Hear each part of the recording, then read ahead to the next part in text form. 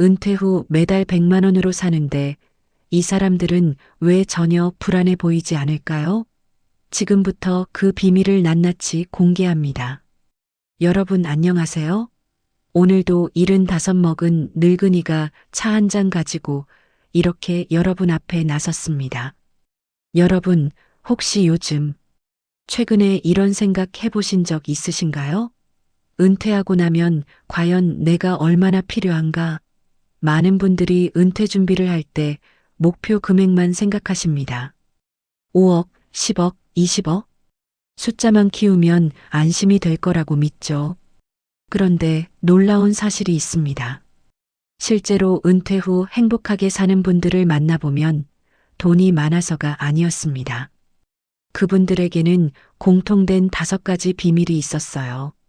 오늘 이 영상에서는 제가 직접 만나본 수십 명의 성공적인 은퇴 생활자들이 공통적으로 실천하는 5가지 핵심 원칙을 낱낱이 파헤쳐 드리겠습니다. 이 영상 끝까지 보시면 여러분도 은퇴 후 돈 걱정 없이 풍요롭게 사는 방법을 정확히 알게 되실 겁니다. 구독과 좋아요, 알림 설정까지 꾹 눌러주시고 지금 바로 시작하겠습니다. 첫 번째, 월 100만 원으로 풍요롭게 사는 비결입니다. 여러분, 솔직히 월 100만 원이라는 금액 들으면 어떤 생각이 드시나요? 턱없이 부족하다? 그걸로 어떻게 살아? 대부분 이렇게 반응하십니다. 그런데 제가 만난 이철수 씨는 가명입니다만 65살에 은퇴하신 후 지금 70이 넘으셨는데도 매달 정확히 100만 원으로 생활하십니다. 그런데 놀랍게도 이분은 늘 여유롭고 행복해 보이셨어요. 비결이 뭘까요? 이철수 씨는 말씀하셨습니다. 돈의 액수가 아니라 돈의 흐름을 관리하는 거라고요. 무슨 말이냐면 이분은 은퇴 전부터 자신이 정말 원하는 게 무엇인지 명확히 정리하셨습니다. 명품 가방? 필요 없어요. 고급 외식? 일주일에 한 번이면 충분하죠. 대신 이분은 매일 아침 동네 공원을 산책하고 도서관에서 책을 빌려 읽고 일주일에 2번 복지관에서 친구들과 탁구를 치십니다. 이 모든 게 거의 무료거나 아주 적은 비용이에요. 그런데 여기서 핵심은 이겁니다. 이철수 씨는 절약하며 초라하게 사는 게 아니라 자신만의 풍요로움을 만드셨다는 거예요. 예를 들어 외식비를 줄이는 대신 집에서 직접 요리하는 즐거움을 발견하셨습니다. 유튜브로 요리 영상 보면서 새로운 레시피 도전하시는 게 이분의 취미가 됐어요. 옷은 명품 대신 편하고 실용적인 걸 입으시지만 매달 10,000원씩 모아서 분기마다 한 번씩 정말 마음에 드는 옷 한 벌을 사십니다. 그 옷을 입을 때의 기쁨이란 그 어떤 명품보다 크다고 하세요. 또 하나 중요한 포인트가 있습니다. 고정비를 최소화하신 거예요. 집은 이미 본인 소유라 월세가 없고 통신비는 알뜰폰으로 바꿔서 한 달에 15,000원, 차는 처분하고 대중교통과 도보를 이용하십니다. 이렇게 고정비를 줄이니까 월 100만 원으로도 충분히 여유가 생기더라는 겁니다. 그리고 가장 놀라운 건 이철수 씨는 200만 원 중에서도 매달 10만 원씩은 꼭 따로 모으신답니다. 뭐 하시려고요? 1년에 한 번 손주들한테 용돈도 주고 가끔 친구들이랑 여행도 가시려고요. 100만 원으로 사시는데 저축까지 하신다니 정말 놀랍지 않으신가요? 여기서 핵심 교훈은 이겁니다. 돈이 많고 적음이 중요한 게 아니라 내가 정말 원하는 삶이 무엇인지 알고 그에 맞춰 돈을 쓰는 게 중요하다는 거예요. 이철수 씨처럼 자신만의 기준을 세우고 불필요한 지출을 과감히 줄이면 생각보다 적은 돈으로도 풍요로운 삶을 살 수 있습니다. 자, 그럼 2번째 비밀로 넘어가 보겠습니다. 은퇴 전 꼭 해야 할 재무 준비 3가지입니다. 많은 분들이 은퇴를 앞두고 가장 큰 실수를 하나 하십니다. 뭘까요? 바로 은퇴 당일까지 아무 준비도 안 하고 계신다는 겁니다. 퇴직금 받고 국민연금 받으면 되겠지. 이렇게 막연하게 생각하세요. 그런데 실제로 은퇴하고 나면 생각지 못한 지출이 정말 많이 발생합니다. 의료비, 경조사비, 집 수리비, 자녀 지원 등등. 준비 없이 맞닥뜨리면 정말 당황스럽죠. 제가 만난 성공적인 은퇴자들은 모두 은퇴 최소 5년 전부터 철저하게 준비하셨습니다. 구체적으로 세 가지를 반드시 하셨어요. 첫째, 은퇴 후 예상 지출을 정확히 계산하셨습니다. 많은 분들이 이걸 대충 하세요. 한 달에 200만 원 정도면 되겠지? 이렇게 감으로 잡으시는데 이건 정말 위험합니다. 성공적인 은퇴자들은 엑셀 파일을 만들어서 항목별로 세세하게 적으십니다. 식비는 얼마, 통신비는 얼마, 의료비는 평균 얼마, 취미생활비는 얼마. 심지어 1년에 한두 번 있는 경조사비나 명절 용돈까지 다 계산하세요. 김영애 씨라는 분을 예로 들어볼게요. 이분은 은퇴 3년 전부터 가계부를 아주 꼼꼼하게 작성하셨습니다. 그리고 은퇴 후에는 어떤 지출이 줄고 어떤 지출이 늘어날지 예상하셨어요. 예를 들어 출퇴근비나 직장 회식비는 없어지지만 반대로 취미 생활비나 건강관리비는 늘어나겠죠. 이렇게 하나하나 따져보니까 은퇴 후 필요한 월 생활비가 정확히 나왔습니다. 김영애 씨의 경우 월 150만 원이었어요. 둘째, 수입원을 다각화하셨습니다. 이게 정말 중요합니다. 많은 분들이 국민연금 하나만 믿으세요. 그런데 국민연금만으로는 부족한 경우가 대부분입니다. 성공적인 은퇴자들은 최소한 2개에서 3개의 수입원을 만들어 놓으십니다. 국민연금이 하나 있다면 개인연금을 하나 더 준비하시고요. 거기다 월세나 배당 같은 소득이 조금이라도 있으면 훨씬 안정적입니다. 심지어 어떤 분들은 은퇴 후에도 할 수 있는 가벼운 일자리를 미리 알아보십니다. 경비, 주차관리, 아파트 관리사무소 같은 곳에서 파트타임으로 일하시는 거예요. 이게 매달 50만 원에서 100만 원 정도 되는데 심리적으로도 큰 도움이 된답니다. 박성호 씨는 은퇴 전 마지막 10년 동안 개인연금을 열심히 부으셨습니다. 매달 50만 원씩 10년간 넣으니까 원금만 6천만 원이잖아요. 여기에 수익까지 붙어서 은퇴할 때쯤 8천만 원 정도 됐습니다. 이걸 연금으로 받으시니까 매달 40만 원 정도 나오더래요. 국민연금 70만 원에 이 40만 원을 더하면 110만 원. 여기에 작은 오피스텔 하나 월세 놓으신 게 30만 원. 이렇게 3가지 수입원으로 매달 140만 원이 안정적으로 들어오십니다. 셋째, 비상금을 반드시 준비하셨습니다. 이게 정말 중요한데 많은 분들이 간과하세요. 은퇴하면 규칙적인 월급이 없잖아요. 그런데 갑자기 큰 돈 들어갈 일이 생기면 어떡하죠? 치과 임플란트 해야 한다든지, 보일러가 고장났다든지, 집에 누수가 생겼다든지, 이런 일이 생겼을 때 연금 조금씩 받는 걸로는 감당이 안 됩니다. 성공적인 은퇴자들은 최소한 1년 생활비 정도는 현금성 자산으로 따로 가지고 계십니다. 월 생활비가 150만 원이면 1,800만 원 정도는 언제든 찾을 수 있는 예금이나 적금으로 보유하시는 거예요. 이 돈은 웬만하면 안 건드리고 정말 비상 상황에만 쓰십니다. 이 비상금이 있다는 것만으로도 심리적 안정감이 엄청나게 커집니다. 제가 만난 한 은퇴자분은 이런 말씀을 하셨어요. 은퇴 준비의 핵심은 예측 가능성이라고요. 내가 앞으로 얼마가 들어오고 얼마가 나갈지를 최대한 정확히 알고 있으면 그 안에서 계획을 세울 수 있다는 겁니다.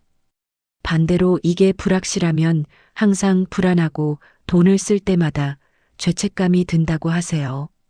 그러니까 여러분, 지금 당장 은퇴가 10년 남았든 5년 남았든 오늘부터라도 이 세 가지를 시작하세요. 예상 지출 계산하기, 수입원 다각화하기, 비상금 준비하기. 이 세 가지만 제대로 해도 은퇴 후 재무적 불안은 확 줄어듭니다. 자, 이제 세 번째 공통점입니다. 그런데 이건 좀 의외실 수도 있어요. 바로 자녀에게 돈 주는 것의 함정입니다. 여러분, 혹시 이런 경험 있으신가요? 자식이 어려운 일 있다고 하면 괜히 마음이 약해져서 돈을 보태주시는 거요. 결혼 자금, 전세금, 손주 교육비, 창업 자금. 부모 마음이야 당연히 도와주고 싶죠. 그런데 놀라운 사실은 은퇴 후 경제적으로 어려움을 겪는 분들의 공통점이 바로 이거였습니다. 자녀에게 과도하게 지원한 겁니다. 제가 만난 최순자 씨는 은퇴 당시 퇴직금과 모아둔 돈 합쳐서 2억 원 정도 있으셨습니다. 나쁘지 않은 금액이죠. 그런데 큰아들이 사업한다고 해서 5천만 원을 주셨어요. 몇 년 뒤 작은 딸이 집 전세금이 부족하다고 해서 또 3천만 원을 주셨습니다. 손주 교육비 지원에 명절 때마다 용돈 주고 이러다 보니 어느새 6천만 원이 나간 거예요. 문제는 자녀들이 이 돈을 돌려주지 않았다는 겁니다. 아니, 돌려줄 생각 자체가 없었어요. 부모가 준 거니까 당연히 받은 거라고 생각하는 거죠. 최순자 씨는 지금 남은 돈 1억 4천만 원으로 연금을 만들어서 받고 계신데 한 달에 겨우 60만 원 나옵니다. 국민연금 합쳐봐야 100만 원 조금 넘어요. 처음 계획했던 것보다 생활비가 훨씬 빠듯해졌습니다. 더 안타까운 건 자녀들과의 관계예요. 최순자 씨는 나중에 돈이 좀 부족해지니까 은근히 자녀들한테 기대를 하게 되셨대요. 내가 그렇게 많이 도와줬는데 이제는 애들이 나를 좀 챙겨줘야 하는 거 아닌가 하는 마음이죠. 그런데 자녀들은 자기 생활하기도 바쁘고 부모가 알아서 사실 거라고 생각합니다. 이게 관계의 균열을 만들어요. 반대로 성공적인 은퇴 생활을 하시는 분들은 자녀 지원에 아주 명확한 선을 긋고 계십니다. 정해진 한도 내에서만 도와주고 그 이상은 절대 안 주시는 거예요. 예를 들어 1년에 자녀 지원 총액을 500만 원으로 정해놓고 그 안에서만 쓰십니다. 손주 생일 용돈, 명절 용돈, 이런 것들을 다 합쳐서 500만 원을 넘지 않게 관리하시는 겁니다. 그리고 이분들이 하시는 말씀이 있어요. 내가 자녀한테 의존하지 않고 독립적으로 사는 게 자녀한테 가장 큰 효도라고요. 자식들 입장에서도 부모가 경제적으로 안정적이면 마음이 편하잖아요. 반대로 부모가 노후에 어려우면 자식들도 부담이고 스트레스예요. 여기서 또 하나 중요한 포인트가 있습니다. 자녀에게 돈을 줄 때는 반드시 증여의 형태로 정리하라는 겁니다. 그냥 주면 나중에 감정적으로 얽히거든요. 내가 줬는데 왜 안 갚아? 이런 마음이 생기면 관계가 틀어집니다. 차라리 처음부터 이건 증여야. 돌려받을 생각 없어. 이렇게 명확히 하거나 아니면 아예 차용증을 쓰고 빌려주는 거예요. 애매하게 두면 나중에 꼭 문제가 생깁니다. 은퇴 후 경제적으로 성공한 분들의 공통점은 자신의 돈을 지키는데 단호하다는 겁니다. 자녀를 사랑하지 않아서가 아니에요. 자녀와 건강한 관계를 유지하고 자신도 품위 있게 살기 위해서입니다. 이분들은 자녀가 정말 위급한 상황일 때만 도와주고 평소에는 각자의 경제는 각자가 책임진다는 원칙을 지키십니다. 구독과 좋아요가 아직 안 되어 있으시다면 지금 눌러주세요. 그리고 알림 설정까지 해두시면 앞으로 더 유익한 정보들을 놓치지 않고 받아보실 수 있습니다. 자, 이제 네 번째 비밀입니다. 외롭지 않게 사는 인간관계 관리법입니다. 여러분, 은퇴 후 가장 큰 문제가 뭘까요? 돈? 건강? 물론 그것들도 중요하죠. 그런데 의외로 많은 분들이 힘들어하는 게 바로 외로움입니다. 직장 다닐 때는 매일 사람들을 만나잖아요. 회의하고 점심 같이 먹고 커피 마시면서 수다 떨고. 그런데 은퇴하고 나면 갑자기 만날 사람이 없어져요. 집에 혼자 있는 시간이 길어지면서 우울감이나 고립감을 느끼시는 분들이 정말 많습니다. 실제로 한 연구 결과를 보면 은퇴 후 사회적 관계가 단절된 노인은 우울증 발생률이 2배 이상 높고 심지어 사망률까지 높아진다고 합니다. 인간은 사회적 동물이니까요. 관계가 없으면 삶의 의미도 희미해집니다. 그런데 성공적인 은퇴자들은 이 부분을 아주 전략적으로 관리하십니다. 은퇴 전부터 미리미리 준비하시는 거예요. 어떻게 하실까요? 크게 3가지 방법이 있습니다. 첫째, 취미 동호회나 커뮤니티에 가입하십니다. 그냥 아무 동호회나 가입하시는 게 아니라 정말 자신이 즐길 수 있는 활동을 선택하세요. 등산, 탁구, 배드민턴, 합창단, 사진 동호회, 서예, 미술, 뭐든 좋습니다. 중요한 건 일주일에 최소 2번 이상 정기적으로 만나는 모임이어야 한다는 거예요. 이상민 씨는 은퇴하고 나서 동네 탁구 동호회에 가입하셨습니다. 처음에는 탁구를 잘 못 치셔서 좀 쑥스러워 하셨대요. 그런데 몇 달 하다 보니까 실력도 늘고 무엇보다 사람들과 친해지셨답니다. 일주일에 화요일, 목요일, 토요일 이렇게 3번 만나서 탁구 치고 운동 끝나면 같이 커피 마시면서 수다 떨어요. 이게 일주일의 리듬을 만들어주고 기다려지는 즐거움이 생기는 겁니다. 둘째, 봉사활동을 하십니다.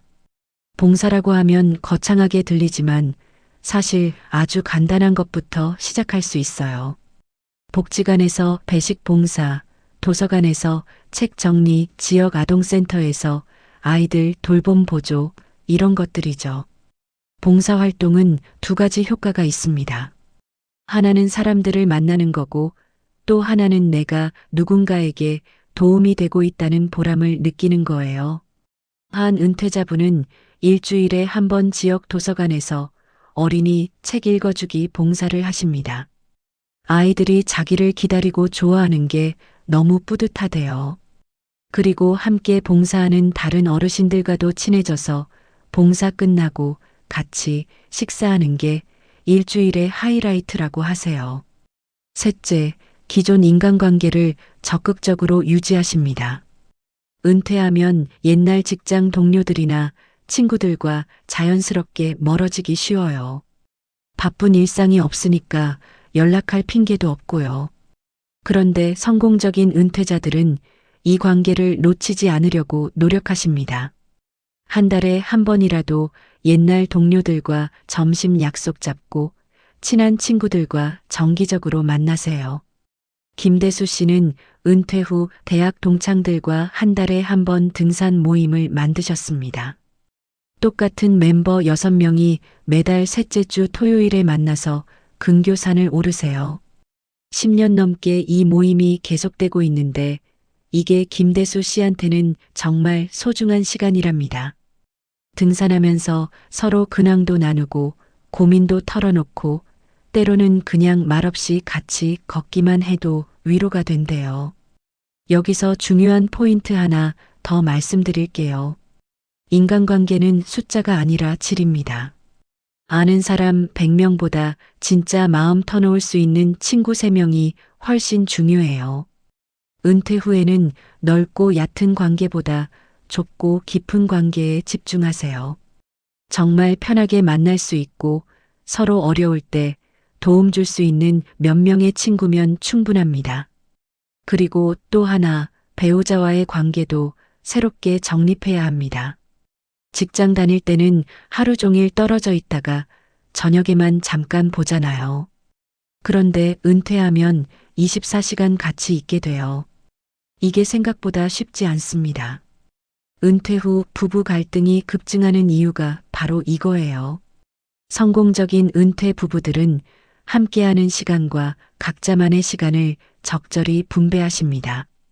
예를 들어 아침 산책은 같이 하지만 오후에는 각자 자기 취미 활동하러 나가는 거죠. 남편은 탁구장 가고 아내는 요가 수업 가고 저녁에 집에서 만나서 하루 있었던 이야기 나누면 또 새로운 대화거리가 생깁니다. 외로움은 돈으로 해결되지 않습니다. 아무리 재산이 많아도 관계가 없으면 불행해요.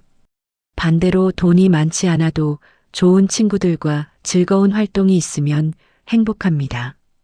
은퇴 준비할 때 재무 계획만큼이나 관계 계획도 중요하다는 걸 꼭 기억하세요. 자, 마지막 5번째입니다.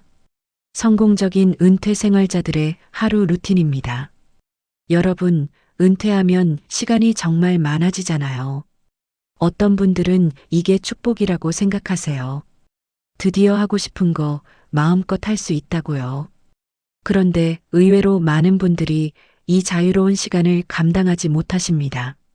아침에 일어나도 할 일이 없고 하루 종일 텔레비전만 보다가 잠들고 이렇게 무료한 날들이 반복되면 무기력증에 빠지기 쉬워요.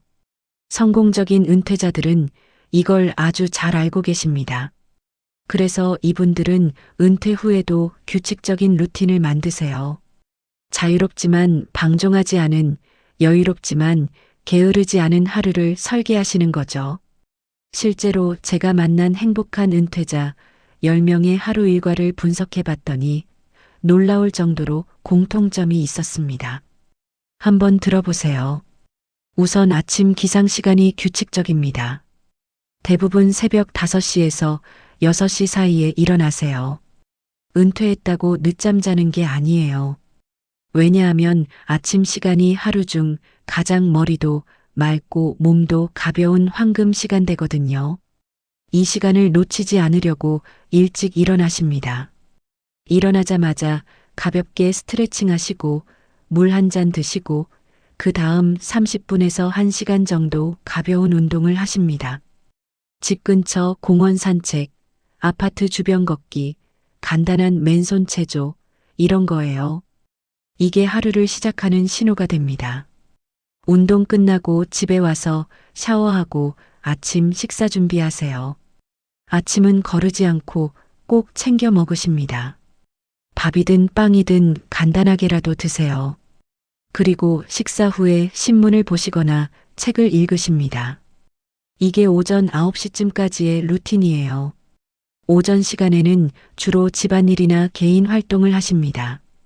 빨래, 청소, 장보기 같은 기본적인 일들을 이때 하세요. 그리고 취미 활동이 있으면 오전에 하시는 분들이 많아요. 그림 그리기, 글쓰기, 악기 연습, 이런 것들이죠. 오전 시간을 그냥 허비하지 않고 의미 있게 쓰시는 겁니다.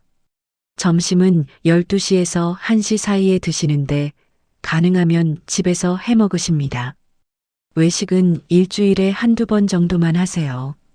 점심 먹고 나면 30분 정도 낮잠 주무시는 분들도 많아요. 짧은 낮잠은 오후 활동 에너지를 충전하는데 아주 좋습니다. 오후에는 주로 사회적 활동을 하십니다. 동호회 모임, 봉사활동, 친구 만나기, 이런 것들이요. 앞에서 말씀드린 관계 관리가 주로 오후 시간에 이루어집니다. 일주일에 서너 번은 집 밖으로 나가서 사람들을 만나세요. 저녁 시간은 가족과 보내는 시간입니다. 특히 배우자와 함께 저녁 식사 준비하고 같이 먹고 설거지하고 이런 일상적인 것들을 함께 하시는 게 중요하대요. 저녁 먹고 나서는 가벼운 산책을 하시거나 텔레비전 보시거나 책 읽으시면서 여유롭게 시간을 보내십니다. 그리고 밤 10시에서 11시 사이에는 잠자리에 드세요. 너무 늦게까지 안 주무시고 규칙적인 수면 패턴을 유지하십니다. 이게 다음날 아침 일찍 일어나는데 도움이 되거든요. 여기서 핵심은 뭘까요? 규칙성과 다양성입니다. 매일 비슷한 시간에 일어나고 비슷한 시간에 식사하고 비슷한 시간에 자는 규칙성. 그리고 운동, 취미, 관계, 휴식이 골고루 들어가 있는 다양성. 이 두 가지가 균형을 이루면 하루하루가 충실해집니다. 박은숙 씨는 이렇게 말씀하셨어요. 은퇴하고 나서 처음 6개월은 정말 방황했대요. 매일 뭐 하고 살아야 할지 모르겠고, 시간은 많은데 뭘 해도 재미가 없더래요. 그런데 어느 날 문득 깨달았답니다. 내가 직장 다닐 때는 회사가 나한테 구조를 만들어줬구나. 출근 시간, 점심 시간, 회의 시간, 퇴근 시간. 이런 틀이 있었기 때문에 하루가 돌아갔던 거예요. 그래서 박은숙 씨는 스스로 구조를 만들기로 하셨습니다. 아침 6시 기상, 아침 산책, 아침 식사, 오전 독서, 점심 요리, 오후 봉사활동, 저녁 가족 시간, 밤 10시 취침. 이렇게 자기만의 루틴을 만들었더니 삶에 리듬이 생기고 매일이 의미 있어지더래요. 지금은 하루하루가 기다려진다고 하세요. 그리고 또 하나 중요한 게 있습니다. 일주일 단위로도 변화를 주세요. 월요일은 탁구, 화요일은 도서관, 수요일은 친구 만나기, 목요일은 집에서 쉬기, 금요일은 봉사활동, 주말은 가족과 시간. 이렇게 요일마다 다른 활동을 배치하면 일주일이 단조롭지 않고 다채로워집니다. 성공적인 은퇴자들의 루틴을 보면 공통점이 하나 더 있어요. 그건 바로 매일 작은 성취를 만든다는 겁니다. 거창한 목표가 아니라 정말 작은 것들이에요. 오늘 책 30페이지 읽기, 산책만 보고 걷기, 새로운 요리 하나 만들어 보기, 친구한테 안부 전화 한 통 하기. 이런 작은 것들을 매일 해내면서 성취감을 느끼는 겁니다. 이 작은 성취들이 모여서 한 달이 되고 1년이 되면 정말 놀라운 변화가 생깁니다. 1년 동안 매일 30페이지씩 읽으면 책 30권을 읽는 거예요. 매일 1000보씩 걸으면 1년에 365만 보, 거리로 치면 수천 킬로미터를 걷는 겁니다. 이렇게 쌓이는 시간이 은퇴 생활의 질을 결정합니다. 자, 여러분. 지금까지 은퇴 후 돈 걱정 없이 사는 사람들의 5가지 공통점을 말씀드렸습니다. 하나씩 다시 정리해 볼게요. 첫째, 월 100만 원으로도 풍요롭게 살 수 있습니다. 핵심은 자신이 진짜 원하는 게 뭔지 알고 그에 맞춰 지출하는 거예요.